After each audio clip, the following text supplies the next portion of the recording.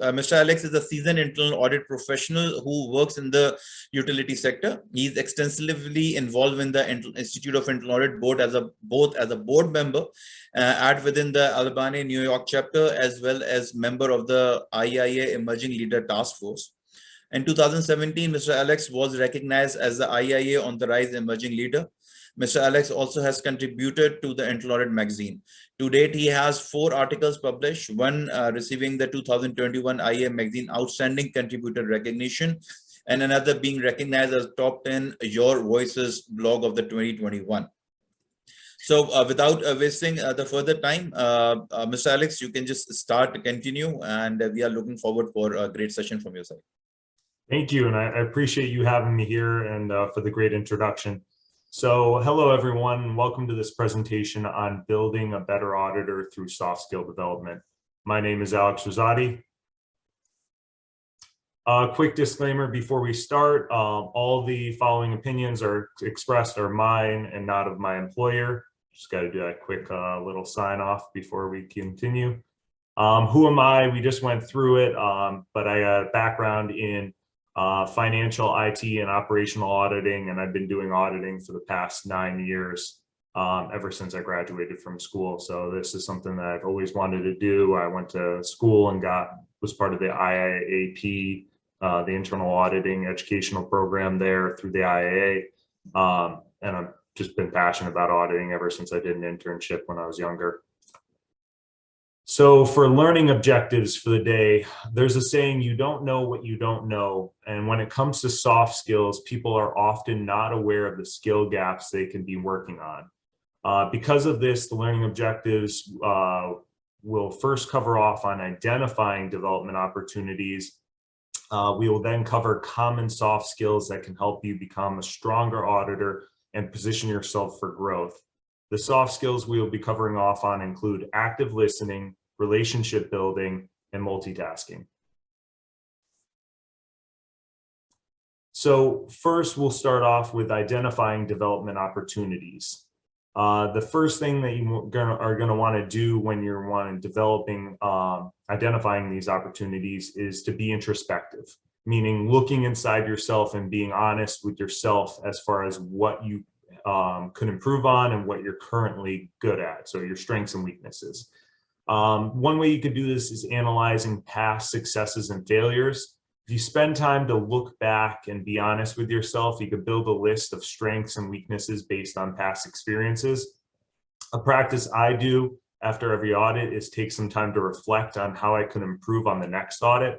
So if you saw during the reporting phase, things were a little bumpy because communication could have been improved, stop, sort of analyze that and see how could I have made this more clear when communicating an exception over to an auditee or drafting up the reports and sending them out to be vetted.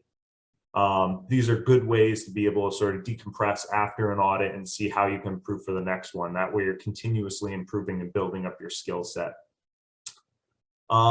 You can also be introspective in the moment. So sometimes it's good to just slow down, analyze things as they're happening, and tailor your approach accordingly. So if you're in a walkthrough with somebody and you can see their body language starts to freeze up because you're getting a little too aggressive in your questioning and they feel like they're being interrogated versus a conversation, you can slow it down a little bit, keep it more conversational based. So being introspective in the moment also helps you there.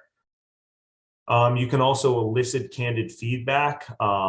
First thing that I did when my new manager came on was I asked her, could you please give me feedback in real time? Because I want to continue to improve myself.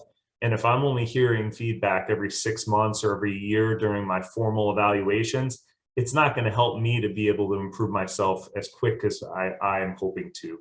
So I told her, if anytime I do something where I might have communicated something wrong, or my work papers weren't up to standards or anything like that, just let me know real time so I can make those adjustments. And your manager will be glad to do that because it makes their job easier. Peers is another great resource to be able to do if you're working on a group audit, or if you're working as a supervisor. I supervise some of my peers. I always ask them to give me real-time feedback and never be afraid to give me feedback because I'm always going to take it constructively. Friends are also another resource.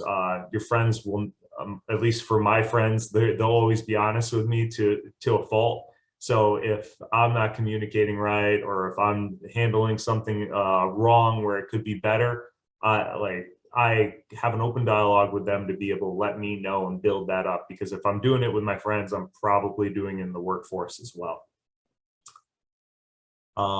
Then family, no one knows you better than family. So always ask your family to be able to give you feedback. I know myself personally, my wife has given me some of the best professional development advice in my career. And fortunately for me, both in the workforce and in my married life, I listened to her, and I've actually been able to apply some of that stuff, and it's helped me with communicating with her as well as working as an internal auditor. And the last thing we got on the list for identifying opportunities is to take a personality test. So for this, there's tests such as 16 personalities or a Myers-Briggs test, which tend to show, if you take the test, what your personality type has for strengths and weaknesses. And I found this to be very, very telling. At least for myself, it was dead on as far as what the personality told me and what the strengths and weaknesses were. I was able to look at those and identify those weaknesses are characteristic of me. Sometimes it's not going to be exactly precise, but it's a really good starting point. So by a virtual raise of hands, or if anybody can add in the chat box, has anybody ever taken the 16 personalities test online? Give a minute for everyone to be able to add to the chat box if they have. Oh, looks like we got one hand up. Nice. So for the people that have, do you mind sharing what the results were in the chat, as far as if you remember what you actually got as your results for it?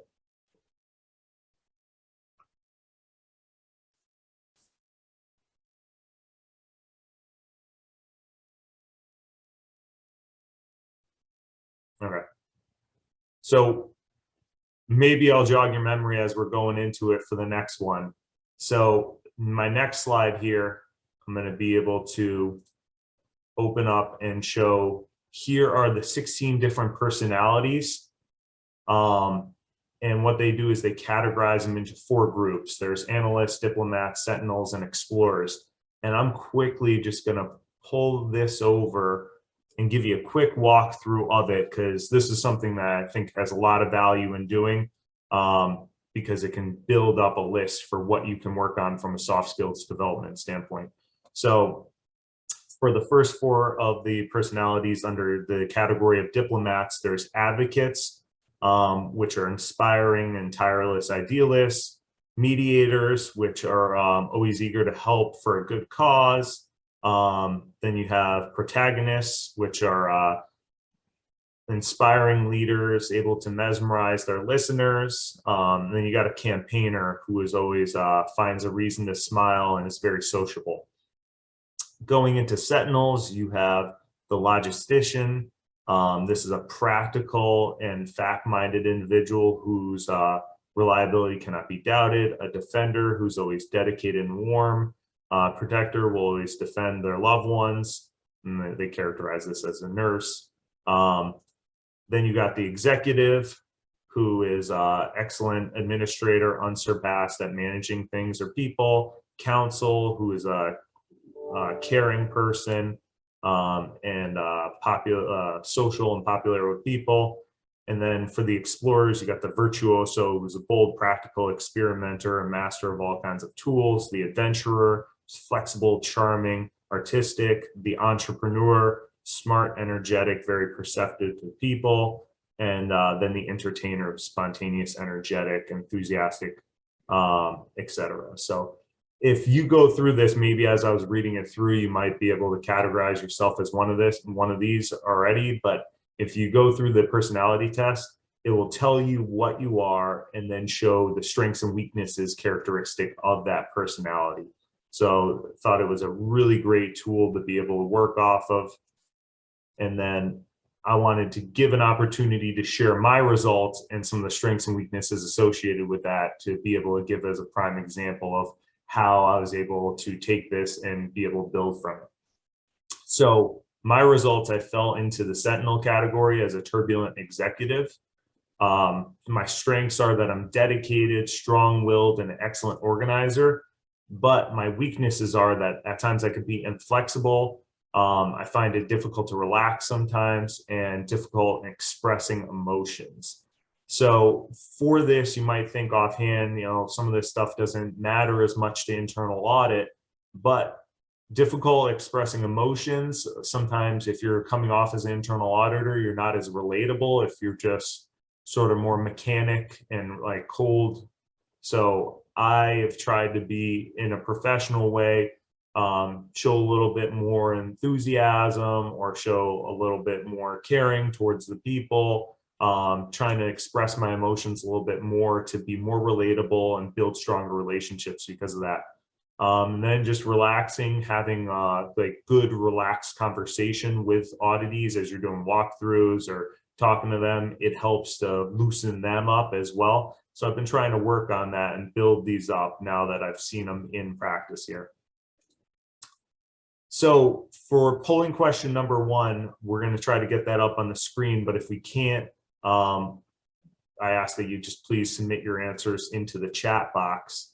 But what is not a way that you can identify development opportunities? Is it A, being introspective, B, being closed-minded, C, eliciting candid feedback, or D, taking a personality test?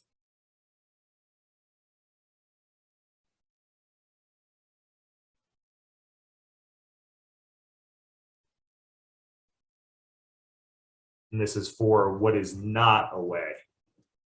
So there's only going to be one that is not. It's like we're getting some A's, some B's in here. So we got another B.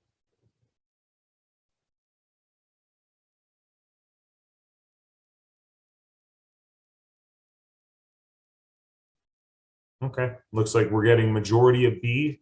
So B is the correct answer here. So if you're looking for a way to identify development opportunities, typically when you're closed-minded, you don't want change. You're not looking to be able to build yourself because you're closed-minded. You think that everything is perfect and you don't need to change anything. So that is the one that would be not in this case. So now we're going to dive into developing of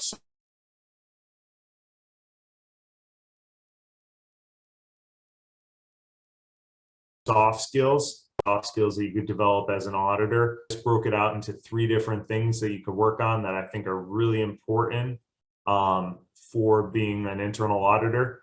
So the first one is active listening. The next one is relationship building. And then the third one is multitasking, especially as you're developing your career where you're starting to grow into a supervisory manager role. I think those ones are great skills to be able to build up on. So by a digital raise of hands, how many of you have heard of the practice of active listening? Or feel free to comment in the chat box. Okay, looks like we got somebody. Got a couple people here.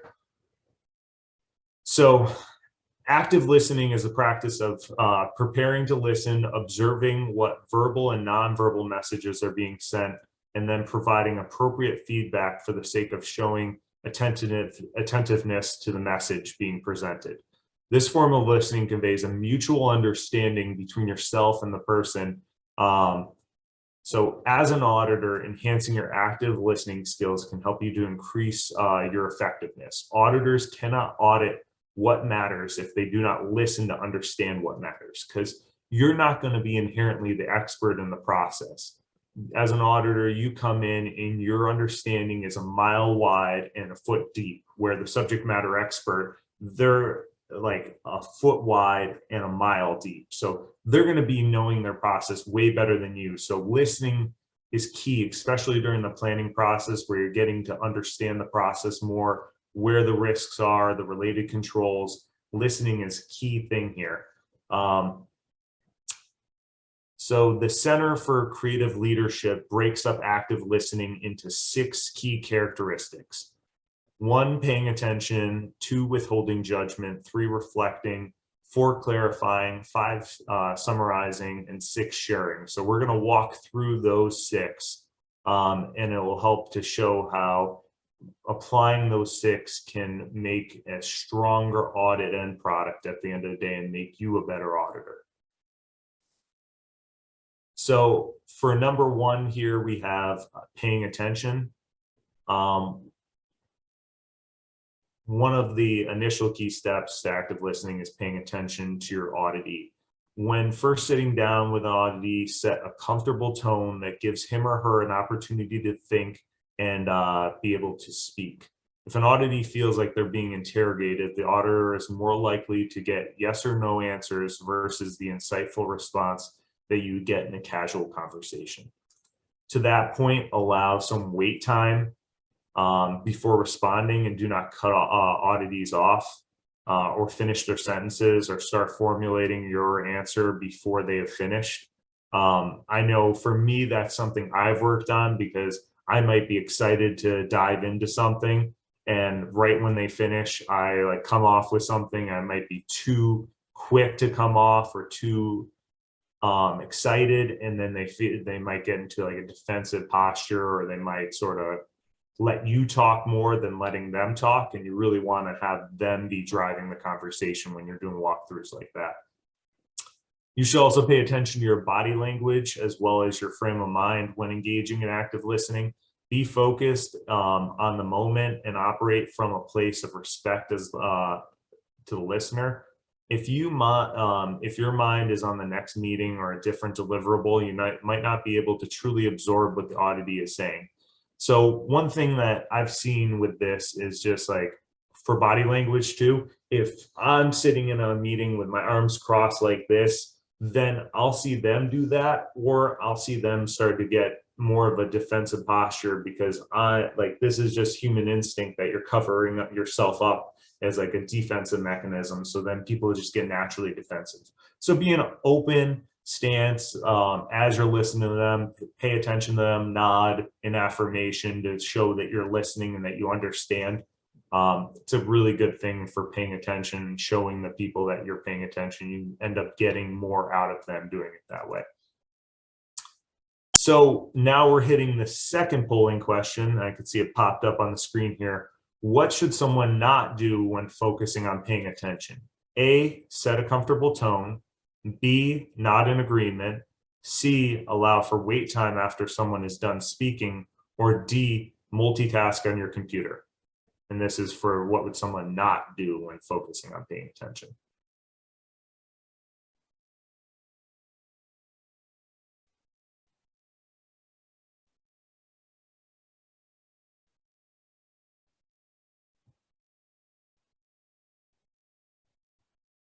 So I see the polling question coming in on my side, but it says poll ended. Yeah, I think that this is something I can also see the polling question, but I think the rest of the people, if you can just see the polling question, if you can just, click on the choice of yours, if you can see. Yeah, it looks up top that it says it's ended, but we're getting a lot of responses in the chat box showing D here. So it looks like everyone got this one right. Multitasking on your computer, as it's a great thing to do in a productive way when you're working with the auditee and doing this, unless you're actively taking notes and they know that, you say something ahead of time like, hey, I'll be taking notes on my computer, so don't feel like I'm not paying attention to you. I just want to make sure that I don't come back with follow-up questions. Something like that, you're going to want to try to avoid unless you like clearly set that out ahead of time.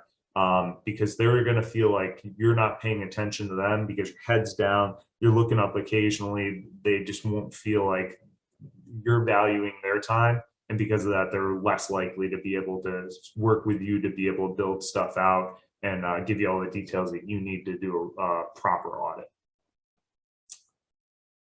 So great job, everyone, on that one. Now we're going to move on to the next question. Next skill of active listening, which is withholding judgment. So active listening requires an auditor to reserve judgment. If you're performing a walkthrough and the auditee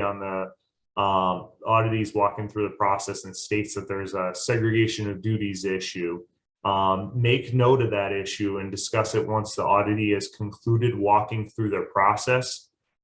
If you interject and let the auditee know that that's an issue, it might result in the auditee moving to a defensive posture where there's not a constructive dialogue. So I've seen this before where I've been in the room, someone has mentioned something where it was a design flaw or segregation duties issue, and it was brought up right away being like, well, that's going to be an exception in the audit. And then the person got nervous and then just moved to more yes, no answers. They were less likely to give responses back. So just allow them to talk, make notes, and then at the end of the conversation, you can start drilling into these things that might be a problem. So I've seen that as the best approach with that kind of stuff. Just withhold judgment, wait, and then revisit it after they're done. The next one we have here is reflecting. So reflective listening is a special type of listening that involves paying attention to the content and the feelings expressed in another person's communication. So reflective listening is hearing and understanding and letting the others know that he or she is being heard and understood. It requires responding actively to another while keeping your attention focused completely on the speaker. In reflective listening, you do not offer your perspective, keep the focus on the other's needs or problems. Thus, reflective listening consists of steps beyond what is normally thought as listening.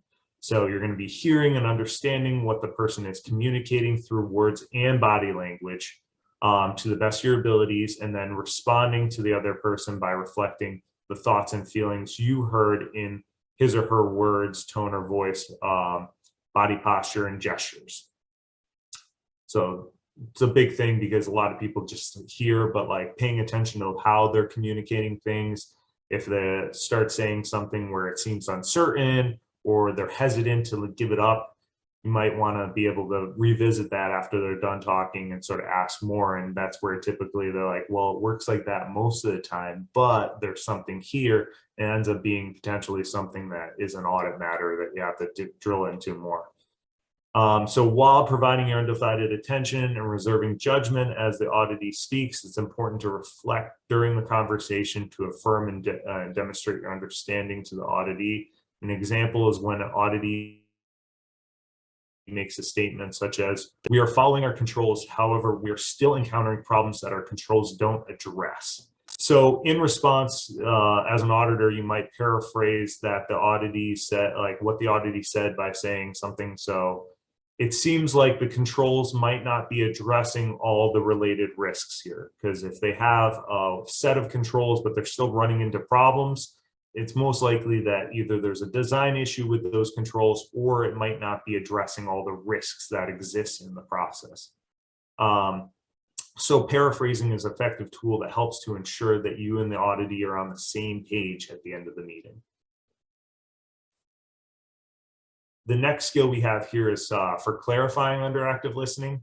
Similar to reflecting, if the auditor does not grasp the content being discussed by the process auditee, it's important to clarify before proceeding. If you do not understand the process, you'll not be able to effectively identify the related risks.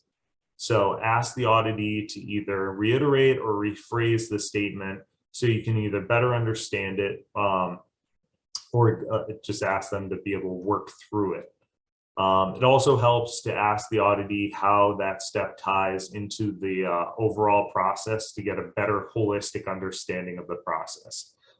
Sometimes here, the auditee might not even understand how it ties into the other process. So it sort of helps them. I've had many times where I've asked this question and they're like, I only understand my small focus of what I do, but I'm very interested in know how it intertwines, and it makes them better at their job and allows you to better understand the process as a whole. So I found that to be very helpful, and the auditees get value out of that as well. And the last skill we have here in active listening is summarizing.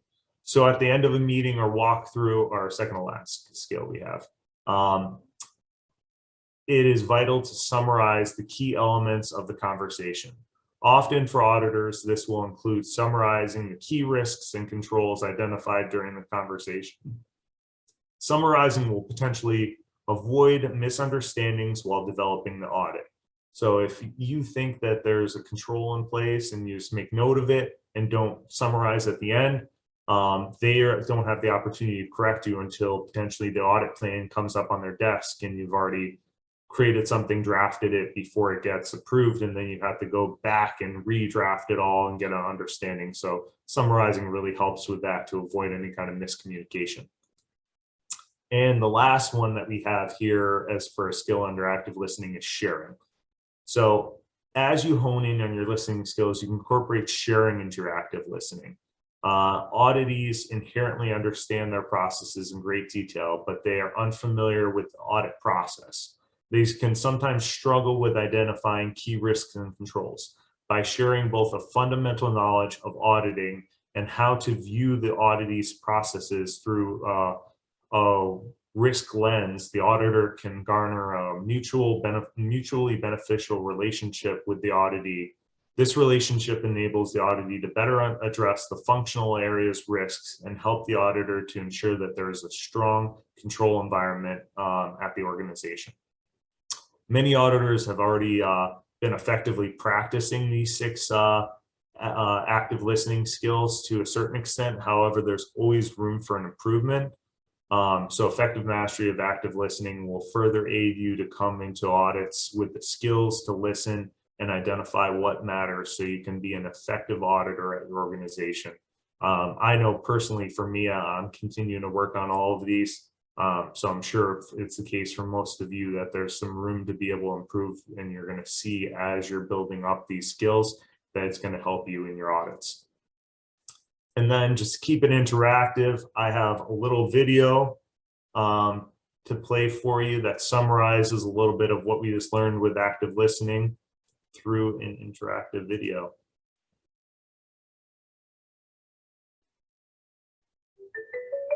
Active listening, the act of fully hearing and comprehending the meaning of what someone else is saying. Avoid getting distracted by your own thoughts.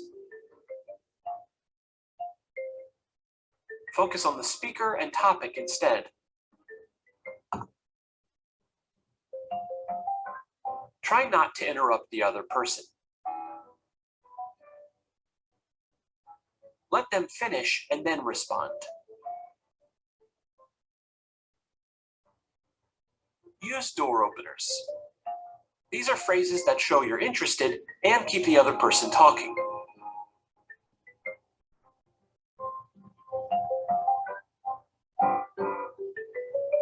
Show that you're listening with body language. If appropriate, take notes during important conversations. Paraphrase what others have said to make sure you're both on the same page.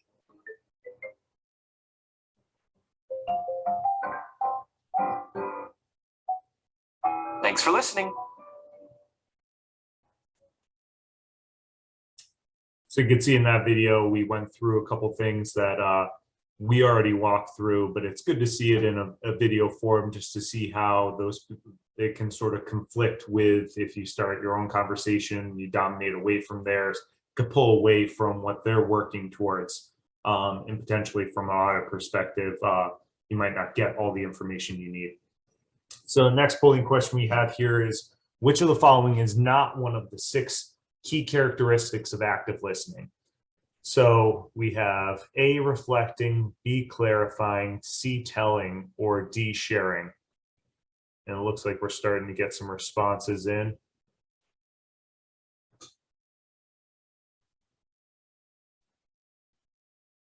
Give you guys a couple more seconds to get your responses.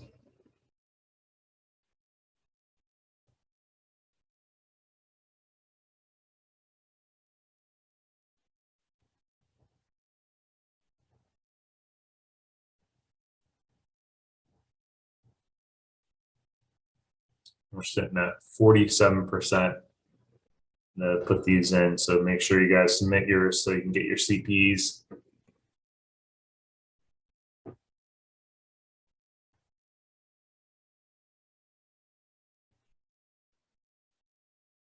Being a co-host, I cannot respond. I can only see the result. So there will be the 3 people who are just here. They cannot be. So yeah. Great. So I think we got most of the people in that are going to be submitting theirs in. But one last call before we close out the polls. Okay. So I'm going to end this and share the results here.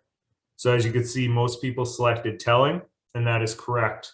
So when you're active listening, you do want to be sitting back and not telling somebody something. You want to be listening, absorbing, acknowledging through body language and also physically that you are listening to what they're saying, you're absorbing it, you're paying attention to their body gestures and everything, and you're not telling. Telling would be against active listening because it's you taking over the conversation. So great work on that.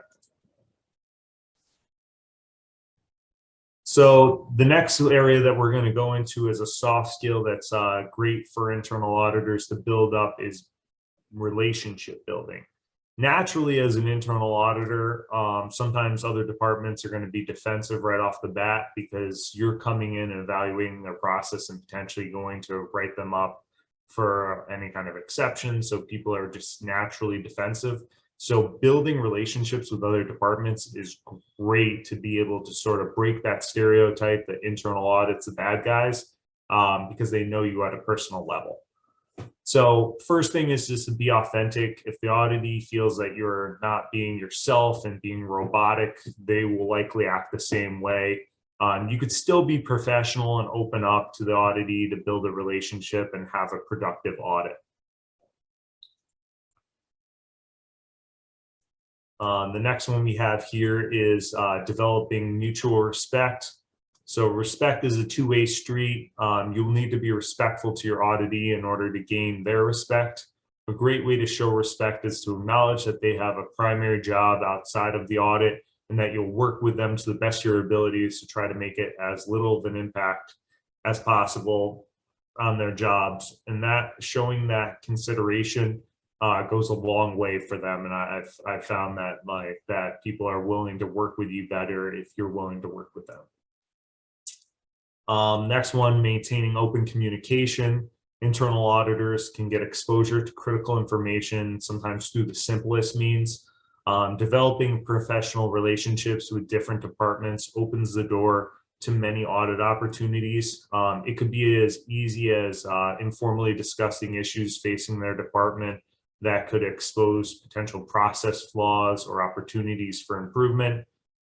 This can be done by just sitting down with different departments at the cafeteria. So if you guys are in the office and you have a common area for lunch, or if everyone goes out to the same place for lunch, instead of just sitting down with your team every time, maybe sitting down with a different department, getting to know them, and helps to build a relationship.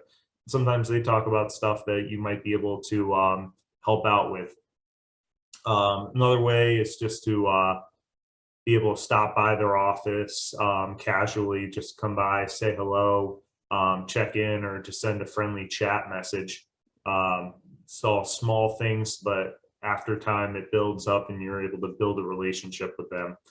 The next one is get personal. So ask them about their life outside of work. It's great to discuss hobbies that they do or sports their children play.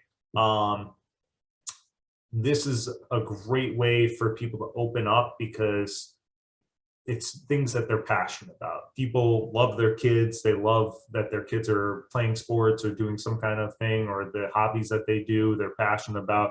They're willing to open up with you and build a relationship outside of just talking about audit. So I've seen a lot of this where I'll check in with our corporate controller and ask him about how his son's lacrosse league is going.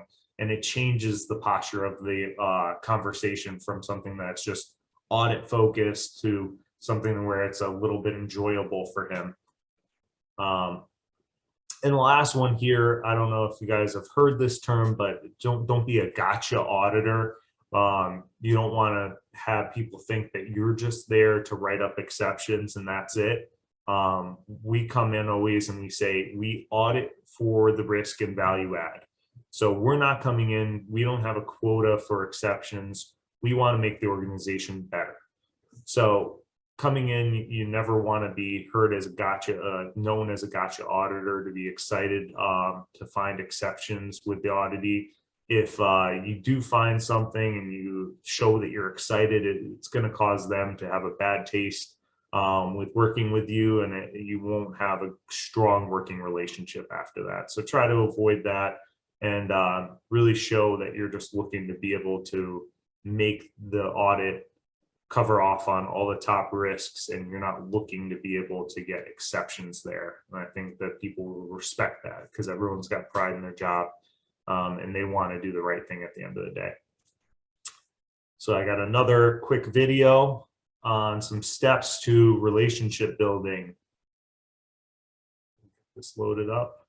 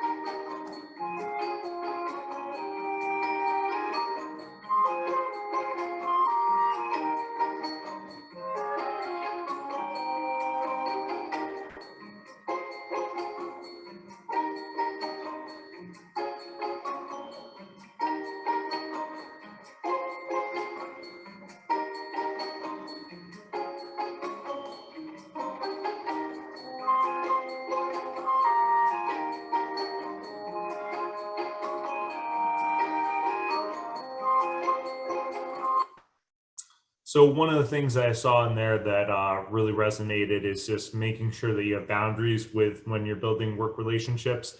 As an internal auditor, you always have to stay objective. So for things such as this, where you start becoming really good friends with somebody, just make sure that you're maintaining your objectivity with that, so that you don't go down the road and have to audit them, and then there's any kind of perception of impaired objectivity there. So for relationship building success stories, wanted to see if anybody in the audience had a success story where they were able to build a good relationship with somebody within their company that ended up being auditee, and you're able to get a stronger audit end product because of that. Anybody raise a hand that cares to share?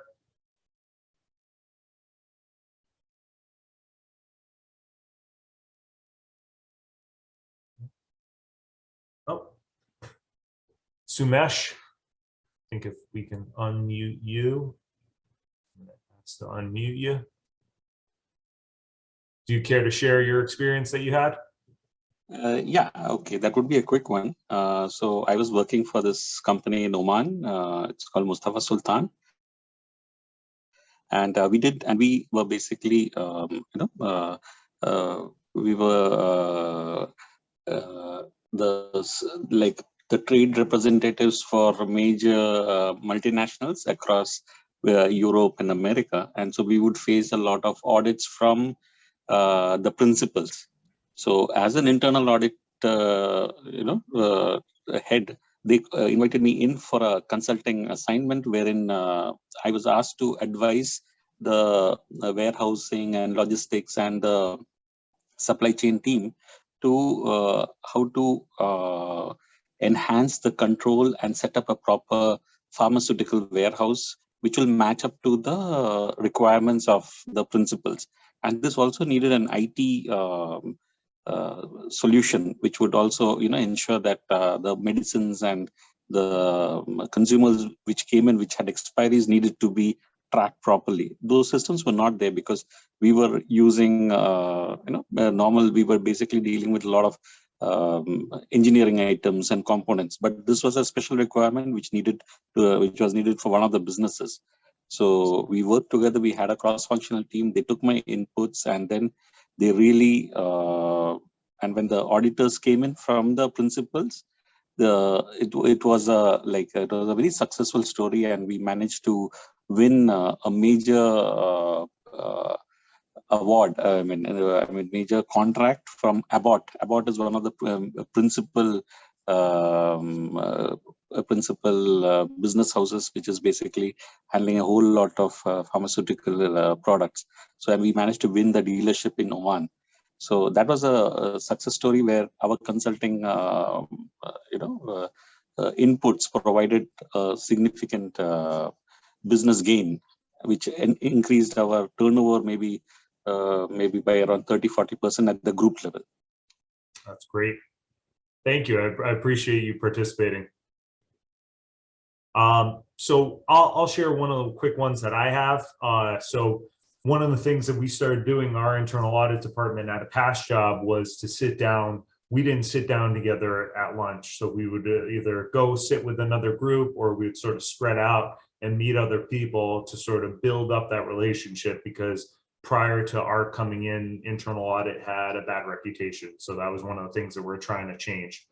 So I was sitting down with an operations manager, and they had just, after talking to them a few times, they got more comfortable, and they're like, you know what's strange? Like, we had somebody that left the department like a month ago, and like their badge card and their corporate credit cards has been sitting on their desk, and like nobody ever came from HR to collect it. There was no offboarding process or anything like that.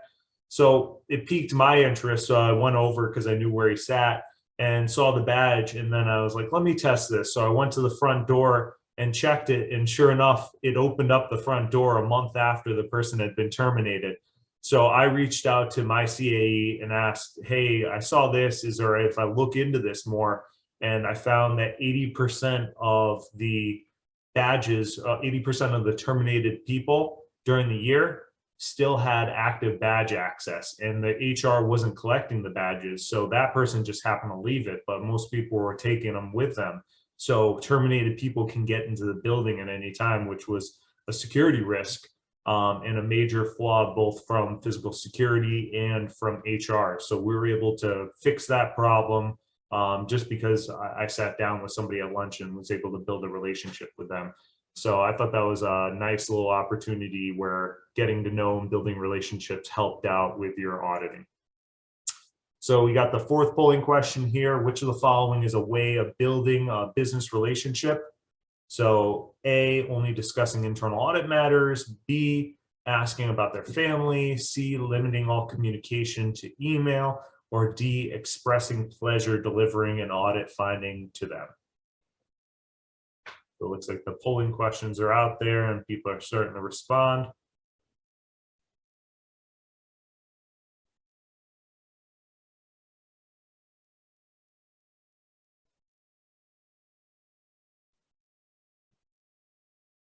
We're at 31%. See if we can get a few more people to participate, and we can close it out. So last call before I close down this poll.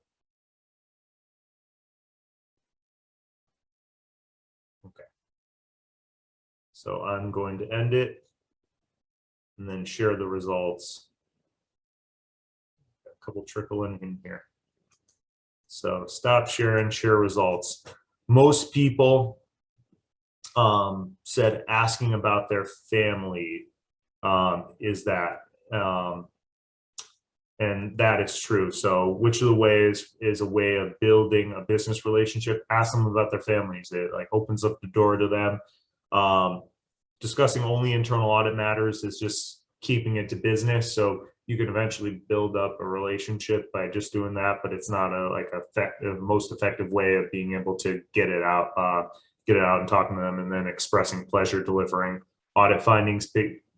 Typically it hurts people's feelings because they take pride in their work. So if you have a finding and you're expressing pleasure over it, it doesn't do any help to build a relationship with them. So that's why we had B for that one.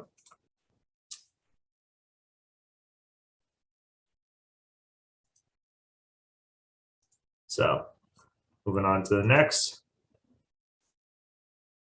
Multitasking. So we're going to start off with general multitasking. Alex, 1 second. If you can just elaborate a little bit, because there are two responses which are saying that expressing pleasure, delivering an audit finding to them.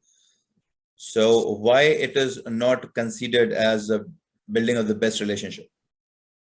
So like if you're giving an audit finding to somebody, for that, it's typically a negative impact on them because it's something that they're doing wrong.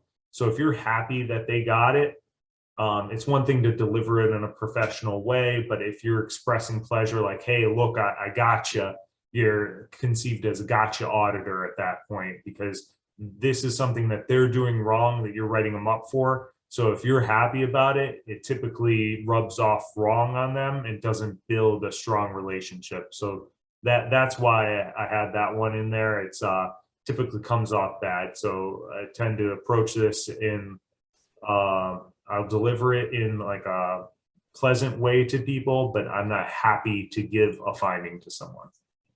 Thank you. Because the reason I ask is this, because I received a couple of questions on my WhatsApp that please ask Alex to elaborate on what is a gotcha auditor. So I thought this is the right time to ask the question that, this is the gotcha auditor.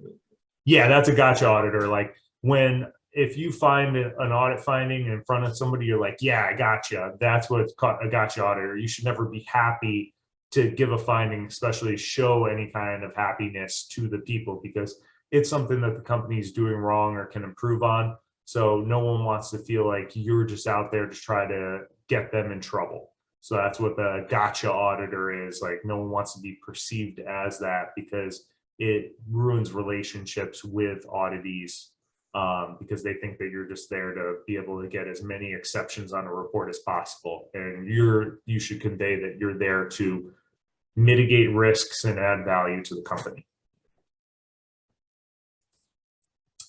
So I know we only got a couple minutes left here. Multitasking is a key soft skill that you will need to grow your career as an internal auditor. Working on a single audit at a time is easy enough to manage, but when you're managing 5 or more audits at the same time as a manager, it requires strong multitasking skills. So organization, one of the things that I just wanted to pop up real quick is a tracker that I have for organization skills. Here, I just break out all the audits that we have during the year, who's assigned to those, who's supervising them, what quarter they're in, percent of planning, field work, reporting, and then all the other tasks that are associated with it, as far as work paper review, reviewing draft reports, exceptions, sending it out to the board. And this really helps to keep on one page everything that's responsible during the year. And it's got audits, consultings, continuous audits, goals for the department, everything. So I like this as a nice little way of being able to manage all your workload on one piece of paper, and it really helps for that. So organization's key, being nimble, being able to seamlessly pivot to a different task. As a supervisor, sometimes I'll be working on my own audit, and then a peer asks like, hey, can you look at this? And I got to be able to stop what I'm doing, go over there, work on that with them, and just pick it up real time, and then being able to go back over. And for some people it's very easy, but then other people it's not. It's something where they can't do that mental switch back and forth, and they prefer just to work on one thing all day. But as you get to a manager, you need to learn how to be able to be more nimble with that. So for prioritizing, you got to know what matters, know the time that it takes to complete it, and when it is needed. So if you got a strong understanding of those three things, it will really help you to prioritize your work, because you need to know, like, okay, this is a low priority item. I could put it on the back burner. It will only take me a day to complete, and it's not needed for like 5 months. So you can like prioritize properly if you have a strong understanding of that. Ways that you can apply multitasking to internal audit. A couple quick ones here. In the audit planning process, you could schedule a planning and walkthrough meeting ahead of time.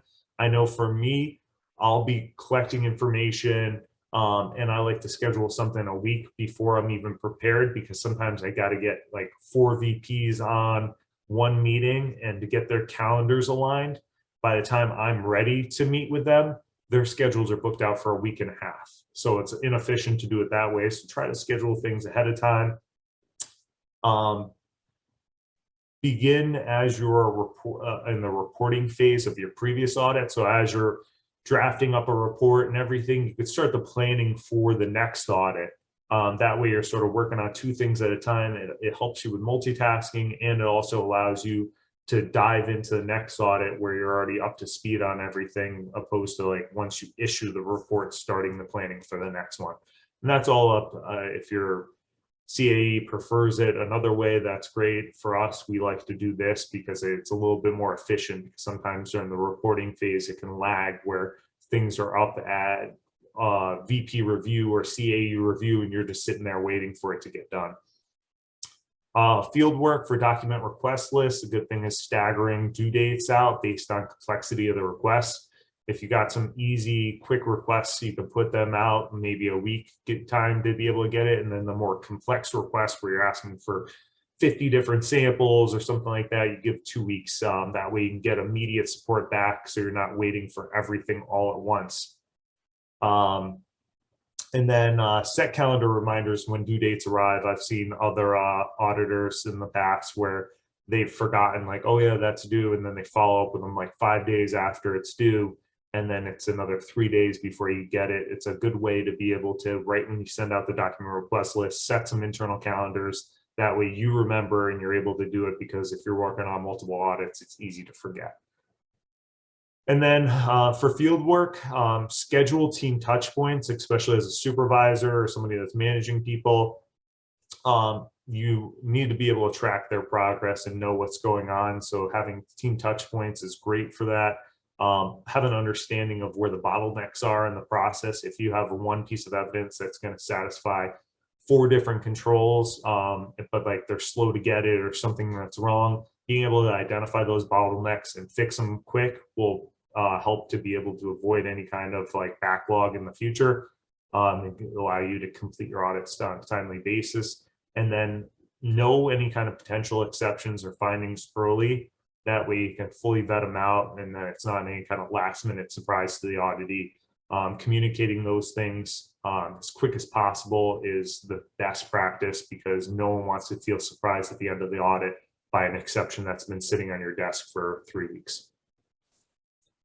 So we have the last and final polling question here, which is, what is a great way to improve your multitasking skills? A, create a tracker with deliverable dates. B, wait until someone follows up with you. C, work on one item until completion and then move on to the next. Or D, work on the easiest thing first. So this one's a little bit of a tougher one here.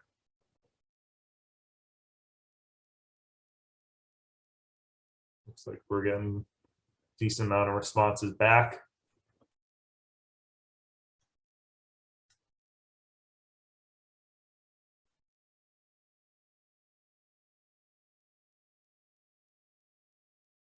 Okay. I'm gonna give one last chance for people to participate. It looks like we're sitting at 54%. We'll end it in a couple seconds and share the results with you. Okay. Sharing the results. Looks like everyone, for the most part, put create a tracker with deliverable dates. Yes, that's a great way of being able to organize your thoughts while you're multitasking and effectively multitask, because you can be able to track everything and where it stands. That way, if your CAE goes, hey, where does this stand? Within 2 seconds, you pull up that, know what status of everything, where it sits, and have a strong understanding of it. So it's really good for multitasking. And then with that, I just wanted, before I open up the floor to questions, I want to thank you all for your time and participation. And if you'd like to connect or have any questions later, please don't hesitate to reach out to me via email or LinkedIn. I have the QR code as well as my name on there for LinkedIn. So don't hesitate to reach out. And then wanted to see if by a raise of hands or within the chat box, if anybody has any questions. I think we got a couple of WhatsApp questions. Yeah, all right. First of all, thank you very much. It was a very well presented presentation, and it's a good learning for us as well. Thank you very much. All right. First, I'll ask the question which is just here on the chat room, and there is one thing which is just being asked is kind of a similar. So the question is that how would you advise the internal auditor to balance the fine line from being taken lightly and being feared? And another one it is that, which is a similar, that if we are so much towards the listening, can it going to impair our objectivity? Yeah, so that I'll tackle the first one yet. So being fair versus being feared, and like taking things lightly versus being feared. I always take it back to the risk. And I say, hey, we want to make sure that the organization's working the best way possible, that we're protected. So don't want anybody to ever like fear us, but want to make sure that I'm being fair as we're going through. So they might think that the finding is harsh and it's going to have a negative impact on them. But I take it back. I'm like, we can at least agree that this is a problem that we want to fix. I'm going to try to be as fair in the write-up as possible to keep it fact-based. And I work with them to be able to develop it. Obviously, if they want to change that isn't representative of the finding, I have to push back, but I at least get their input on it before issuing it out. And I feel like they appreciate that. And that way, you have a soft touch as far as you're working with them to be able to draft up the finding and they get some input, but you're still getting out the message that you need to get out as an auditor. And then what was the second question that you had? Okay, the second question is that, okay, let me just read it out. Our objectivity could impair with the relationship building, as auditors can develop a soft corner for the auditing. Yeah, so this one is a great question. I mentioned that earlier as far as boundaries. When you're building relationships, it's great, but you just want to make sure that you don't end up being somebody that it's your best friend where you would get an audit, and even though you might personally be objective, you're not objective in appearance, where people are like, oh, he got a clean report because they go skiing and they're friends together. If it's ever a relationship like that, I would always, like, if I had somebody that was a best friend like that, I had somebody that I helped hire to come onto a company I used to work at, and I made it clear that this guy has been my best friend since high school. I cannot audit anything that he works on unless you write off on it. I'm like, I feel that I can be objective if I ever audited him, but I want to disclose that relationship with you and say that I would prefer if it wasn't, because I could be objective in fact, but it wouldn't look like I was objective in appearance. So always maintain that line. And if you ever feel like that line's maybe iffy and you're about to do an audit, make sure you talk to the CAE and confirm that that is something where objectivity might be a gray area there, at least in perceived objectivity. All right. Another question is that, yeah, it's very clear. Thank you. And another question is that how individual personalities impact the overall internal audit department? I think that's a great question. So we have tons of different personalities within ours. And I think it helps in different ways, especially when you're working on a group audit. Some people might naturally have more of a high EQ, and then some people are more high IQ, where some people have really strong understandings of emotions. So if you're sitting in a walkthrough and there's a couple auditors there, someone that has an EQ might have picked up some subtle body language that somebody did, and they're able to drill in, versus someone with a high IQ might sit there and someone talks about a very technical aspect, and they're able to pick up that there's something wrong with that technical aspect, and they're able to drill into it more. So different personalities help to add a lot of value, and different life experiences help with that as well. So I think it's a good thing not to have everyone be the same person in an internal audit department. We even do things called risk challenge sessions before we finalize our audit plan.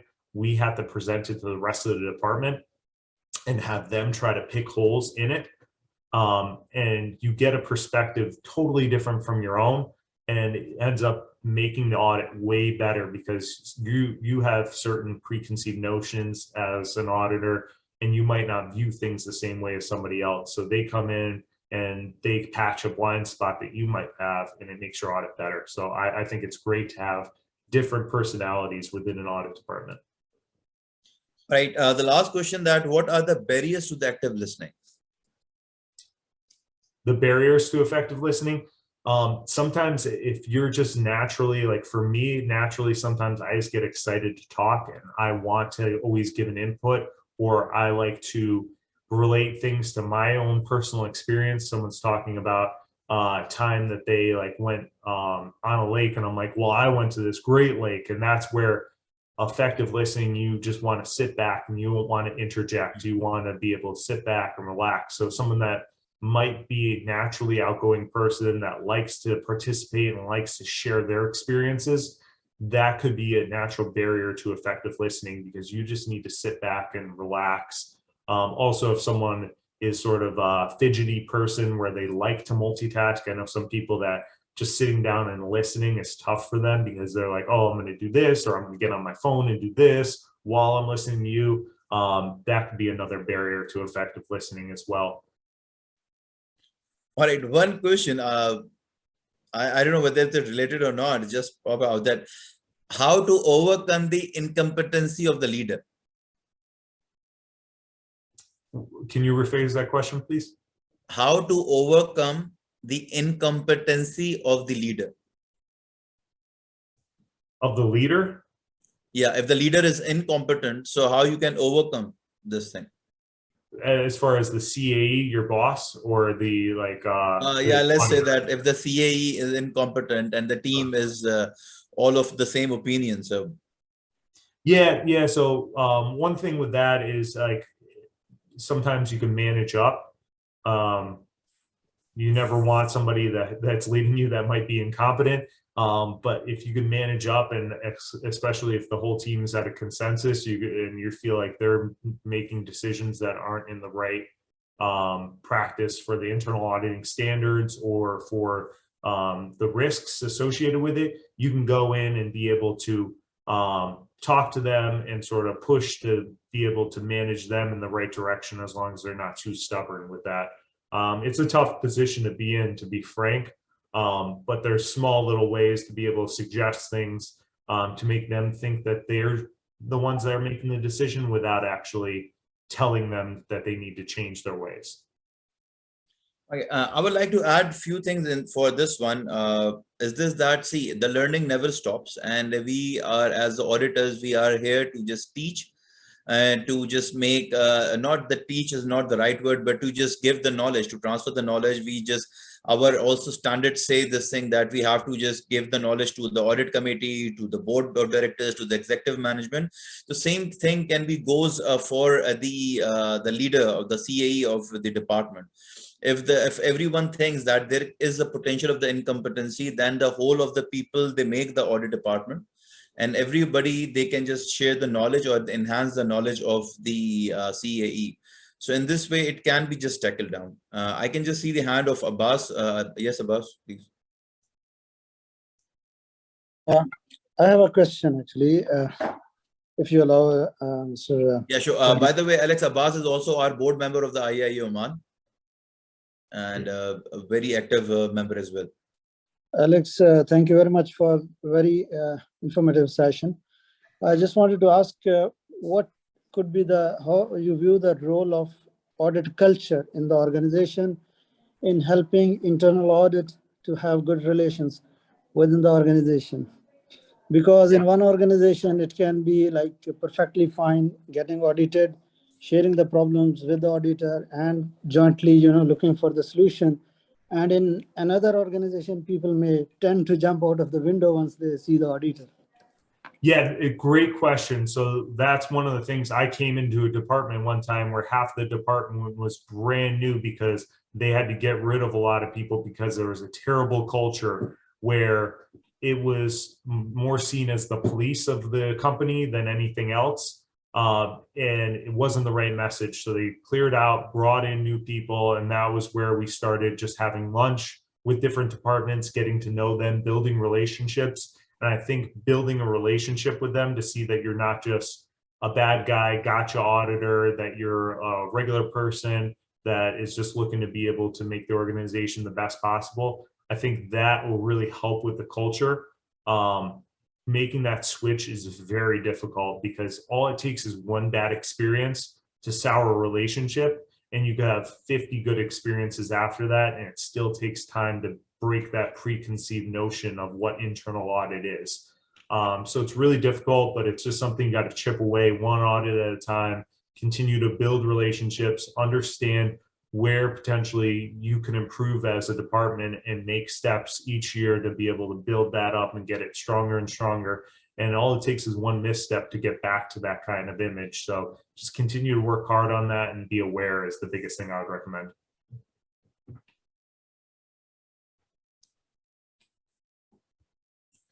All right.